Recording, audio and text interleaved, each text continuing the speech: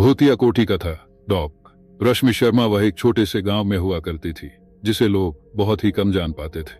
गांव के बीचों बीच एक पुरानी कोठी थी जिसे कोई नहीं जानता था कि वह कब और क्यों बनाई गई थी।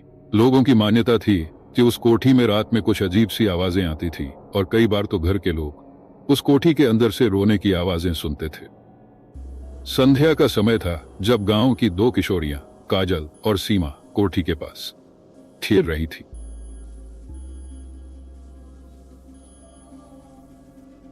अचानक कोठी की खिड़कियों से आती काजल ने हिम्मत दिखाई और दोनों ने मिलकर कोठी के दरवाजे पर दस्तक दी। दरवाजा खुलते ही वहां एक बूढ़ा व्यक्ति नजर आया जिसकी आंखों में गहरी उदासी थी।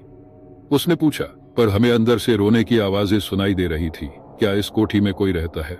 बूढ़े व्यक्ति ने कहा, हाँ, इस कोठी में एक समय में एक परिवार रहा करता था, लेकिन एक दिन अचानक उस परिवार का निधन हो गया। उनकी आत्माएं अब भी इस कोठी में रहती हैं। यह सुनकर काजल और सीमा के चेहरे। कुछ देर बाद बूढ़े व्यक्ति ने कहा, परिवार की आत्मा को शांति दिलाने का एक तरीका है। उन्हें याद कर उनकी कहानी सुनाने से उनकी आत्मा को शांति मिल सकती है। काजल और सीमा ने उस बूढ़े व्यक्ति की बात सुनी और फिर उस परिवार की आत्माओं को याद किया।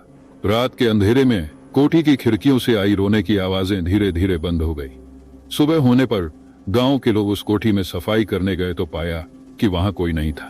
बस एक छोटी सी चित्रकला टंगी हुई थी जिसमें उस परिवार की तस्वीर थी। तभी से गांव में उस कोठी के बाहर